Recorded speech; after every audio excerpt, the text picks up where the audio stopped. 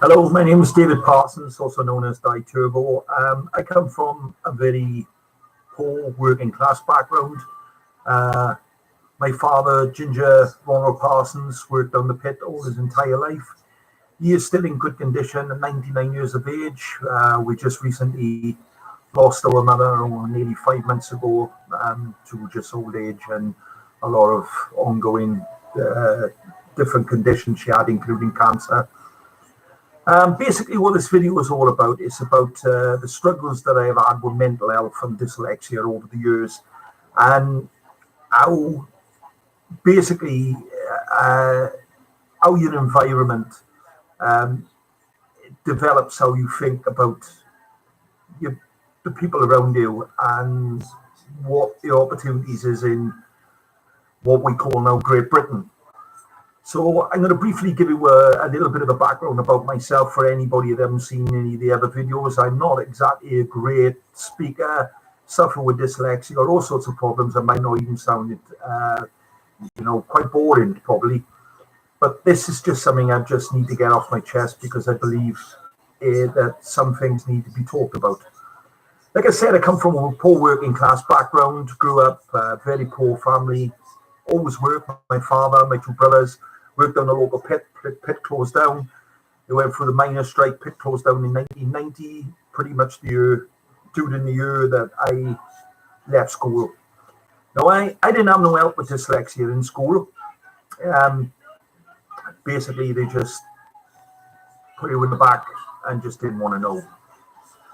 I'm not going to blame individual people, but the system in Britain is far from what a lot of people believe it is. I mean, we are led to believe that it's this great country, Great Britain. Well, it might have been, but it certainly ain't now. And I'm one of maybe a few that are willing to speak out about what Britain really represents in the modern day. I am not patriotic by any stretch of the imagination. As the famous quote from President Kennedy, ask not what you can do for your country, but what your country can do for you. And the other way around. Basically, I am not going to be patriotic towards a country I believe that has shunned me and pushed me onto the edge of society, which is a lot of people, particularly during this pandemic, feels now, with mental health issues that's mounting up and it's going to be one hell of a big problem in the next 15 to 20 years. Already is a big problem.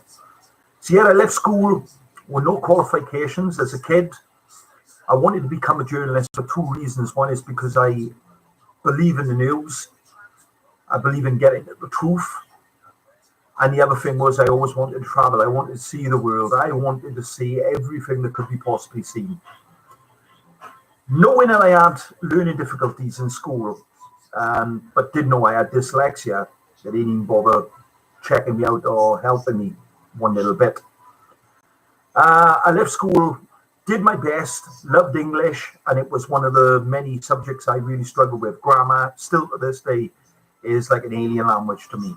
And even with Grammarly, I just type in the Grammarly and hope for the best. Left school and basically nothing. I had no idea. The only thing I was passionate about in life was that there's any local people who know me as Di Turbo knows that my biggest passion in life is music. Music is the greatest thing on earth, in my opinion. It's the only thing that brings people together. Religion and politics certainly don't bring people together. Destroys people's lives and kills people and is very corrupt. I had enough sense. What I lack in the general ability to pick up things. I don't lack common sense, and my common sense had enough to tell me to weigh up the pros and cons of working in a poor and very much getting poorer area, and having learning difficulties and leaving school with no qualifications. It was not going to be an easy life for me. I had enough sense to know that. And from the minute I left school, basically, I wanted to be anywhere bar here. I want out of this country. Bad weather, lies, corrupt governments. You know, we're supposed to be living in a diplomatic country. And just like America, it's a myth, it's a lie. We vote, whoever we vote in, there's only two parties who ever vote in. America, the Republicans and the Democrats, and of course here you've got Labour, you've got Conservatives. People have been brainwashed and brought up to believe that they're the only two main parties you can vote for, and it will continue. It's as quoting a guy I done a training course with in Cardiff 2 years ago said, if you repeat the same thing over and over again, you get the same results, and that's exactly what's happening to Britain today. Nobody's willing to take a chance. The only way for Britain to ever come out of the mess that's in now is for a new party, a new system, a new way of voting, a new head of state.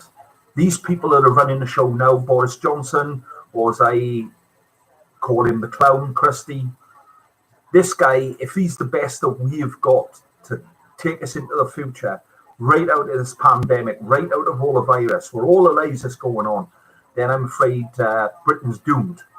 Britain is never going to recover. Not in my lifetime anyway. So I grew up very poor working class background, went into low paid, pretty much poverty stricken jobs. If I wanted to go anywhere, I had to have a loan or for local companies. And basically you pay double the amount of money back. So I've been in debt and pretty much on the poverty line all of my working life. Always worked, put up with no end of stuff, put up with abuse in the workplace, discriminated well and back. And it was only through believing in myself that I went into the care environment 14 years ago. And it was through then, me being open up the local college, that they discovered I had dyslexia. And basically it was a good thing in a way because it put a name to a problem. But I opened up at all sorts of different things. Basically, I looked into it and seen that it's hereditary. It can be handed down from generation to generation. I know for the fact that my whole entire family has struggled with it. Not one single person in my family has ever done well in school. Nobody come out with any qualifications in my family. There's no shame in it. We are just victims of the state, of the society, of the general society that is Great Britain. The constant nonsense that people keep telling us, if you really work hard, your dreams can come true. Well, that only happens for the minority of people. Basically, if that was true, then we'd be all multi-millionaires. It's a myth. It's a little bit of thing to keep you up. The thing is with dyslexia is people always point out these couple of people that have done well, Richard Branson, all these different people. Well, that's 1 in 1,000. I'm the other 999. So I know I don't need nobody to tell me what I've been through. I know what I've been through, and it's a roller coaster. One hell of a roller coaster. Now, what this is basically all about is over the 14 years that I've known about the fact I've got this dyslexia, and I believe I got ADHD, I have contacted every big major company in Britain and some outside to see if I could possibly get help. The British Dyslexia Association, everybody in between. I have no help. Nothing. Unless you fall into some sort of category that they decide you've got to be in, forget about it. They give a little bit of advice. They give this coping tools, what they call coping tools, and what they say, a to-do list. Now, one of the two biggest problems I have with dyslexia is not so much the grammar and the spelling and the reading. It's hard, it's bad, but I get by. That's basically my whole life, get by. But the problems I got, the worst two problems, is I've got a poor short-term memory that I can never, ever understand or get to understand. And the other one, the worst one of all, is I've got a poor concentration. This is leading up to the fact that I believe that I got ADHD. And I've recently discovered that there isn't much help for people my age with ADHD. And to get an assessment through our great NHS, Save the NHS, it's very difficult. So pretty much everybody I've contacted, including the mental health team with the NHS, they basically said, you got pretty much no chance of getting help. So my life is set out before me. I've had 32 years in the workplace of struggling to make ends meet, putting up with all sorts of abuse from different bosses. I'm not going to go too much into care. Care is whatever people want to believe it is. I had an horrendous experience in the 13 years I worked in one certain little care home. And I can tell you something now, I never ever will work in care again. It is a dirty, vile, foul industry, full of bullies, full of people who should never ever be in that kind of work environment. You know, it is pure evil. And my experience is the most opinionated, horrible people I have ever met have been in care. I met some lovely people in care, but I'd say 30% of the people I've met in care have been good carers and great carers. The rest, they just do their job and they're there for their own ends and their own needs. And I've seen it all. Verbal abuse, neglect. I've seen it all in care. And unfortunately for me, I feel ashamed now to say I've turned a blind eye to a lot of it, only because so many people in care are afraid to speak out because you become a whistleblower, and 99% of people who become a whistleblower always end up having the backlash and become the villain, not the victim.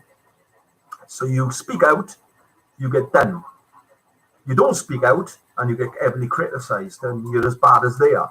There's no way. It's a catch-22. I got bullied out of one job and I left the care industry last year in August, basically because I caught two young girls in a home I worked in that clearly didn't trust me in my job, was checking up on what I was doing. I was doing checks and I caught them red-handed checking and double checking who I was looking after. And I just thought there and then, I thought, well, with everything else that's mounting up, my mother's ill, you've got this virus, I'm struggling to get back and forth work due to the poor public transport, including Stagecoach, which I'd love to have an hour talking about how bad they are, but I'll sound like a broken record. I just thought, when you start failing, when things go badly wrong, when suddenly your best is no longer good enough, the only way you can handle a situation like that is just to take yourself right out of the situation altogether. So the only way I can describe what happened to me last year was I just crashed out of society. Things have built up and I fought and fought and fought. I have been fighting all my life. I'm failing miserably. And now I just need to take a step back, take a bit of time off, try and sort my head out, find out where I am, what the hell is going wrong, and take a totally different direction than every 32 years of my life has brought me. So I decided it was the best time with the virus, with everything mounting up in work, as I knew I was going to end up getting into trouble, as I did get into twice before. If anybody see my video over the Christmas called Getting Dirty with Care, they'll see what happened to me in care. I got bullied just because I stuck up for myself, because I believe you've got to stick up for yourself. See, these people, you know, these yes sir people and these arse kissers, this about, yeah, it might work for some people, but if you don't stick up for yourself, you get walked over and treated badly your whole entire life. And people will treat you exactly, you know, as you allow them to treat you. You've got to fight back. It doesn't matter what they say. I myself have been called a bully, and I think, how can they call you a bully when you're just being passionate? You know, you're willing to put yourself and your opinions and everything you believe in on the line when you believe something is wrong and should be right. And care is a very, very, very strange industry. I've seen bullying on a mass scale. And if you look like I do, I mean, I'm out of shape. I'm seriously overweight. I don't give a shit what people think of me. They look at me and think I'm a bog monster. I don't give a damn. But I can tell you what, I'm proud of myself and I'm proud of the things I've done in my life. Not ashamed of anything. Not ashamed of being poor either. So August, I took myself out and I thought the only person I'm going to care for now is my mother. And I'm proud of what I did with my mother and my family as well. We all chipped in and we all looked after my mother during the last couple of months of her life. She had cancer, she had all sorts, and just basically old age and mental health. just took her to an abrupt end at 79 years of age. And during that time, I got to reconnect with my mother. She still knew what she was doing. She was inspiration in itself.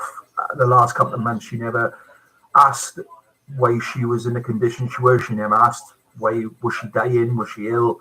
She was more concerned about us, and it was very emotional. It was an emotional roller coaster.